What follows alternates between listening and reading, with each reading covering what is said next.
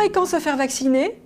Quels sont les risques et les recommandations pour les personnes atteintes de maladies auto-immunes ou auto-inflammatoires et leur entourage? Dans le cadre de la semaine de la vaccination, les experts et associations de la filière de santé FAI2R répondent à vos questions.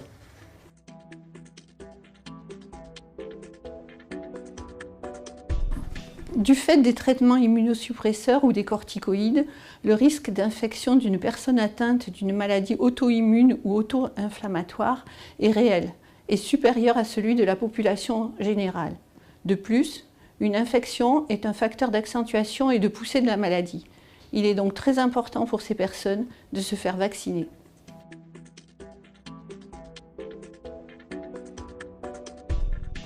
L'entourage d'un malade est une source potentielle de transmission d'agents infectieux. Il faut demander à la famille, les amis, de se faire vacciner pour se protéger et protéger le malade. Il en est de même pour les professionnels de santé. Ils doivent vérifier et mettre à jour leur vaccin pour créer un cercle de protection autour du malade.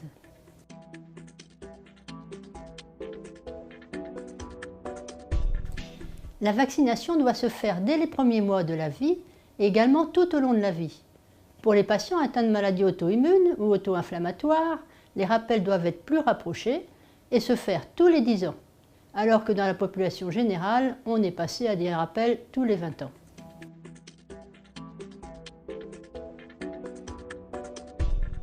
Les effets indésirables graves sont très rares et font l'objet d'un suivi et de recherches approfondies lorsqu'ils surviennent.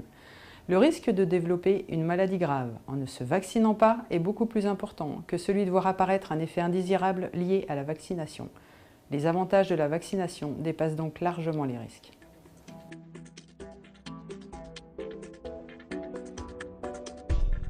En France, il existe des recommandations nationales pour la vaccination.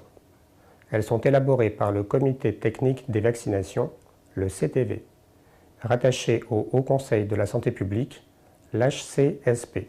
Pour les patients atteints de maladies auto-immunes ou auto-inflammatoires et leur entourage, il est recommandé de se faire vacciner le plus tôt possible dans la prise en charge. Pour les vaccins diphtérie, tétanos, polio, les hépatites ou encore le papillomavirus, les recommandations vaccinales sont les mêmes que pour la population générale. Concernant les vaccins inactivés, comme pour la grippe ou le pneumocoque, ils sont fortement recommandés. En revanche, sous traitement immunosuppresseur ou corticoïde, les vaccins vivants atténués sont contre-indiqués. C'est le cas pour le BCG et le rotavirus notamment.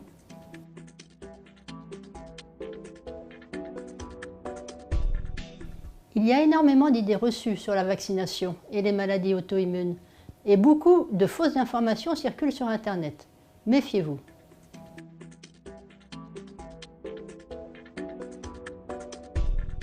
Le risque que se déclenche une poussée de la maladie après une vaccination n'a jamais été confirmé. Ce risque est donc théorique, alors que le risque d'infection est réel et il est supérieur à celui de la population générale. Mieux vaut donc être vacciné qu'infecté.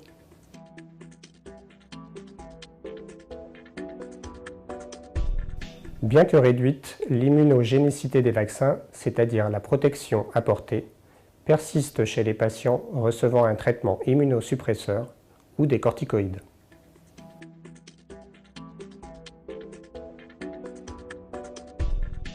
Les quantités d'aluminium apportées par les vaccins sont faibles par rapport aux sources quotidiennes d'apport dans l'organisme. Les aliments peuvent apporter jusqu'à 3 à 5 mg chaque jour par voie orale, alors que les vaccins pédiatriques en contiennent au maximum 0,6 mg par dose.